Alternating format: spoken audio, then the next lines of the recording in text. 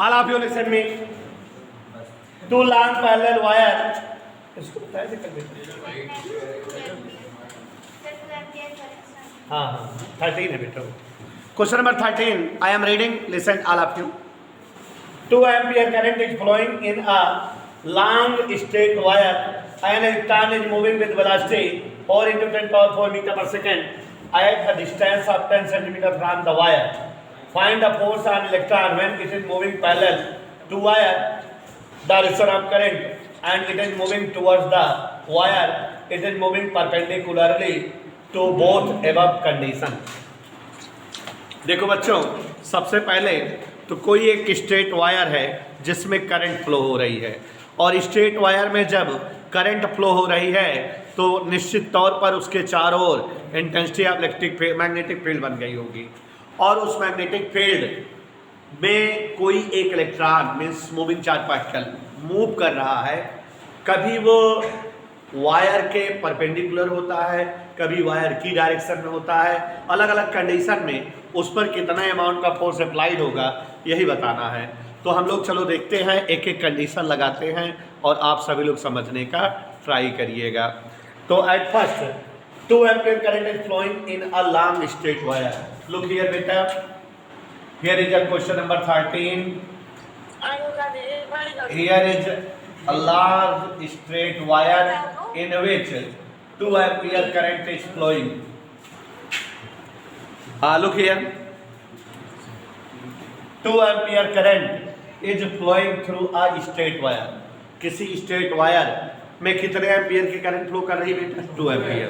अब जब इसमें 2 एम्पियर की करंट फ्लो कर रही है तो अब आप समझो जरा क्या कह रहा है कि कोई एक इलेक्ट्रॉन 4 गुणे 10 की पावर 4 मीटर पर सेकेंड की स्पीड से इस वायर से 10 सेंटीमीटर डिस्टेंस में फ्लो कर रहा है. देखो जरा, इस वायर से 10 सेंटीमीटर की डिस्टेंस पर यहाँ एक इलेक्ट्रॉन है, मूविंग कर रहा है with velocity 4 into 10 power 4 metre per second. ये आर दिया हुआ है. लुक हियर, सबसे पहले हम बिना क्वेश्चन पढ़े इट इज अ करंट कह रहे वायर, इसके चारों ओर कितने डिस्टेंस तक मैग्नेटिक फील्ड निकाल लें? 10 सेंटीमीटर की डिस्टेंस तक, क्योंकि 10 सेंटीमीटर डिस्टेंस पर कोई इलेक्ट्रॉन है तो यहाँ मैग्नेटिक फील्ड बन गया होगा चारों तरफ की. नहीं बेटा, that magnetic field can be calculated with the help of Biot-Savart law. Biot-Savart law कहता है B = μ0/2 पाई I/R. ये फार्मूला होता है बेटा.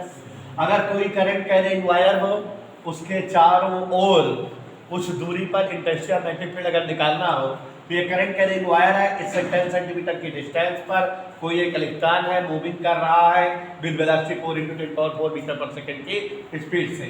तो अब इस पर जो है कितना फोर्स अप्लाइड होगा यही बताना है.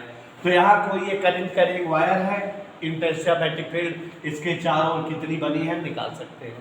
कितना बेटा? μ0/2 पाई मतलब 2 into 10 की पावर -7. ओके, आई की जगह क्या राइट कर सकते हैं बेटा? 2 एम्पियर. आर कितना है? 10 into 10 की पावर -2. Any doubt? सॉल्व करें बेटा. 2 2 जा और यहाँ -2 और 1 माइनस हो गया, -1 हुआ, इससे माइनस हो गया तो 10 पावर -6. कोई डाउट नहीं? ये इतना जो है मैग्नेटिक फील्ड है, इतना अमाउंट का इंटेंसिटी मैग्नेटिक फील्ड है. अब हम ये मैग्नेटिक फील्ड जो बना हुआ है, इस मैग्नेटिक फील्ड में देख रहे हैं कोई एक चार्ज पार्टिकल के विच इलेक्ट्रॉन वो मूव कर रहा है, तो उस पर निश्चित तौर पर फोर्स अप्लाई होगा, लॉरेंट फोर्स.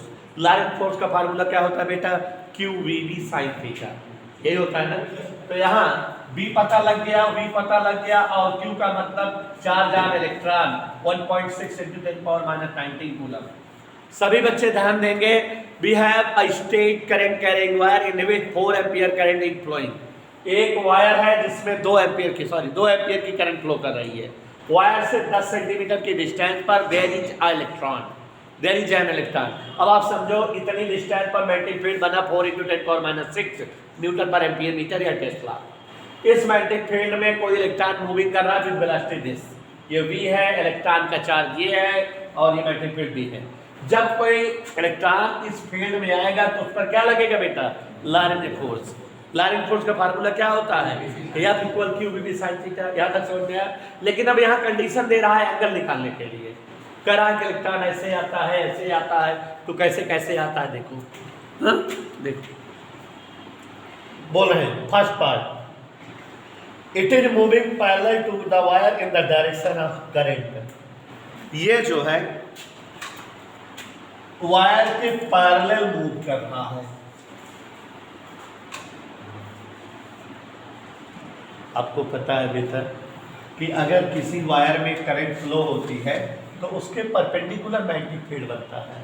तो मैग्नेटिक फील्ड तो बना ऐसे और वायर जा रहा है ऐसे, तो वायर इलेक्ट्रॉन जा रहा है ऐसे, इलेक्ट्रॉन की डायरेक्शन और फील्ड की डायरेक्शन परपेंडिकुलर है कि नहीं। तो इस केस में थीटा कितना रखेंगे, 90। समझ में आ रहा है। देखो part 1, when electron is moving parallel to wire के पैरेलल, F इक्वल क्या फार्मूला होता है बेटा, किसी भी चार्ज पार्टिकल को मैग्नेटिक फील्ड में रखो, मूव कराओ, उस पर formula Q B B sine theta लगता है। सबकी वैल्यू रखते हैं बेटा। क्यू की वैल्यू 1.6 × 10⁻⁹, वेलोसिटी की value 4 × 10⁴, intensity of magnetic field 4 × 10⁻⁶, sine कितना बेटा 4 4 जा 16 जा,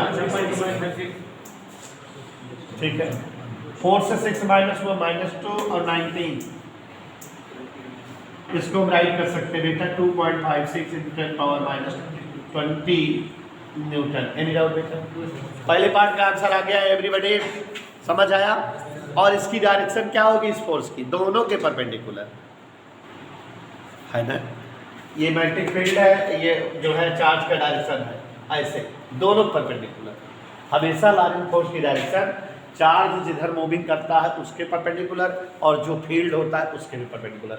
फील्ड ऐसे ऐसे बना है, चार्ज ऐसे मूव कर रहा है, तो फोर्स इधर होगा, ठीक है ना बेटा, दोनों के perpendicular. The direction of lining force working on any charge particle is always perpendicular to the direction of magnetic field as well as perpendicular to the direction of motion of charge particle. नहीं समझे बेटा? Magnetic field की जो direction होती है, force की direction उस पर परपेंडिकुलर होती है, और चार्ज पार्टिकल जिधर मूव करता रहता है, मोशन डायरेक्शन जो होती है उसके भी परपेंडिकुलर होती है। समझ आया बेटा? समझ आया ना? हाँ ध्यान दीजिएगा। दूसरा पार्ट कह रहा है it is moving towards the wire, wire की ओर जो है मूव कर रहा है ऐसे, और फील्ड ऐसे है, तब भी तो परपेंडिकुलर है। नहीं समझे बेटा? ये मैग्नेटिक फील्ड की डायरेक्शन है, चार्ज की डायरेक्शन अब किधर हो रही है, ऐसे, तो भी तो दोनों के बीच परपेंडिकुलर एंगल है। Towards the wire. समझ में आ रहा बेटा? बोलो यार तुम तो यार। Yes sir. और बेटा कैलकुलेशन नहीं करेंगे, डायरेक्ट आया हुआ है, ठीक है ना, आया नहीं है। अभी थर्ड देखो, it is moving perpendicular to both above condition, दोनों कंडीशन के परपेंडिकुलर रहे, मतलब ऐसे और ऐसे। परपेंडिकुलर मतलब ऐसे होगा कि नहीं? Yes sir. नहीं समझे? पहले चार्ज किधर मूव कर रहा था, ऐसे था, बाद में चार्ज कैसे मूव कर रहा था, ऐसे।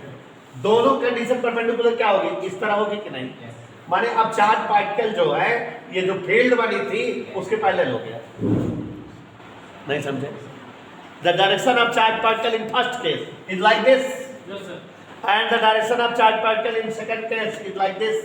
चार्ज वायर की ओर था, लेकिन क्या रहा है कि अब अगर जो है चार्ज पार्टिकल दोनों कंडीशन के परपेंडिकुलर रन करे, माने ऐसे रन करे, दोनों के परपेंडिकुलर मतलब इस तरह से ना, बोर्ड के बाहर की ओर, और उधर है तो यहाँ मैग्नेटिक फील्ड भी था, माने in this case the direction of field as well as direction of motion of charge particle parallel, angle zero. Force क्या हो जाएगा बेटा, Q V B sine zero means zero. समझ में आया? तो हम डायरेक्ट लिख दे रहे, समझ में आ रहा है ना बेटा?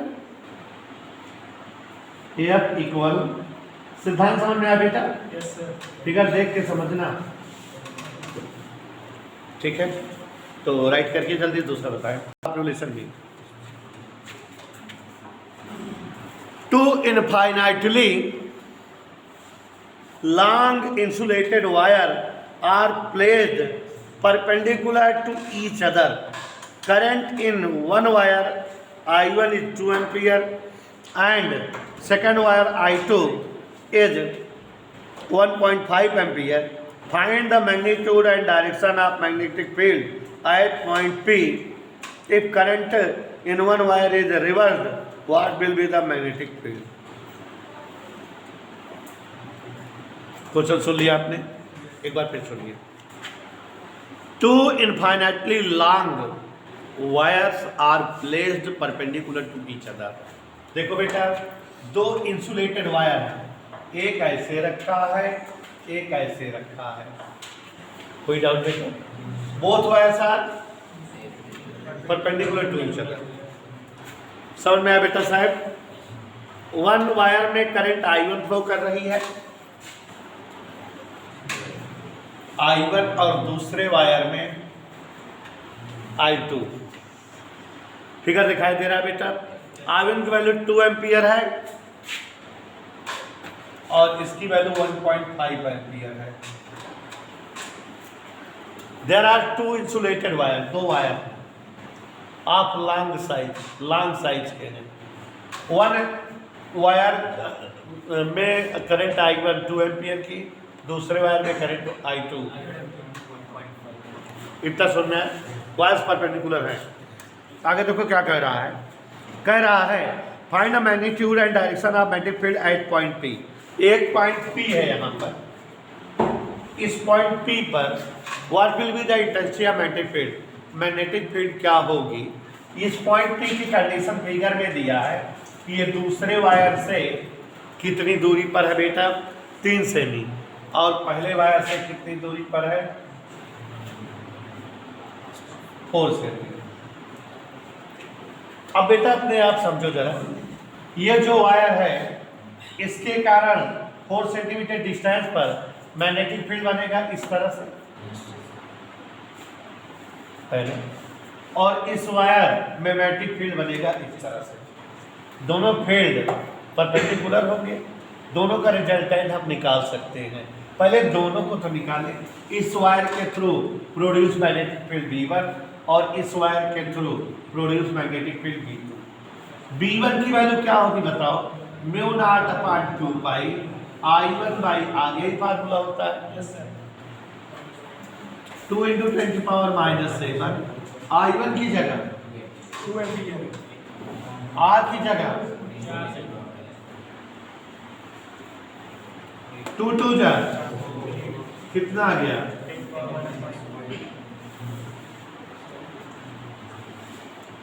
एनी डाउट बेटा? क्लियर? अब इस वायर के कारण भी इंटेंसिटी ऑफ मैग्नेटिक फील्ड बनेगी और वो हम निकाल सकते हैं. V2 इक्वल क्या आ जाएगा बेटा? I कितना है वहां पर? और ठीक है ना बेटा? 1.5 2 3 से 3.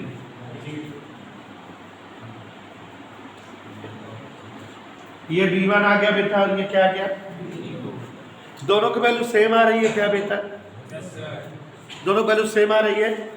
हमको बताना है बेटा कितना मैग्नेटिक फील्ड बनेगा कहाँ पर बेटा?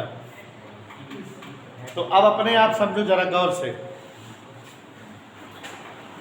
इस वायर के कारण मैग्नेटिक फील्ड की डायरेक्शन लुक लाइक कैसे होगी? इसे होगी ना बेटा? और इस वायर के कारण मैग्नेटिक फील्ड करंट जो फ्लो हो रही है उसके परपेंडिकुलर कैसे होगी बेटा? ऐसे ना. ध्यान समझो जरा, कहानी यहाँ क्लियर है. There are two wires which are perpendicular to each other. एक पॉइंट P है पहले से 3 की, दूसरे से 4 की डिस्टेंस पर. इस वायर का मैग्नेटिक फील्ड निकाल लिए, इस वायर का मैग्नेटिक फील्ड निकाल लिए. हमको रिजल्टेंट मैग्नेटिक फील्ड चाहिए. मैग्नेटिक फील्ड बेटा वेक्टर क्वांटिटी है. हमको अगर पता लग जाए दोनों फील्ड किस डायरेक्शन में है तो हम रिजल्टेंट निकाल सकते हैं. We can calculate resultant magnetic field where if we have knowledge of direction of magnetic field each। तो दोनों की डायरेक्शन कैसे है खुद बताओ बेटा। जिधर करंट फ्लो होती है उसके परपेंडिकुलर मैग्नेटिक फील्ड बनता है। तो अब अपने आप फिगर देखो, इसका मैग्नेटिक फील्ड ऐसे बनेगा कि नहीं, परपेंडिकुलर, और इसका मैग्नेटिक फील्ड कैसे बनेगा, जैसे ये परपेंडिकुलर है ऐसे बनेगा। दोनों मैग्नेटिक फील्ड कैसे हो गए, सेम डायरेक्शन बेटा। देखो ये इधर वाला है और उसका ऐसे है, तो दोनों सेम डायरेक्शन में हो गए कि नहीं, कैसे हो गए दोनों, बोर्ड के तल के परपेंडिकुलर। और जब जो है कभी दो वेक्टर सेम डायरेक्शन के होते तो रिजल्टेंट क्या हो जाता है, उनका सम, एडिशन। ये तो ना बेटा। सो रिजल्टेंट समझ में आया कि नहीं बेटा। नहीं तो फिगर देखो, दोनों वायर परपेंडिकुलर है, परपेंडिकुलर वाला फार्मूला लगाने लगो, आगे हो जाएगा। Resultant intensity B equal B1 plus B2। B की वैल्यू क्या आई है बेटा, B2 वैल्यू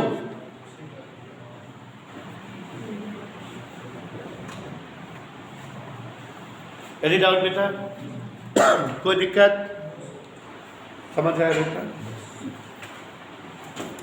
लगाओ।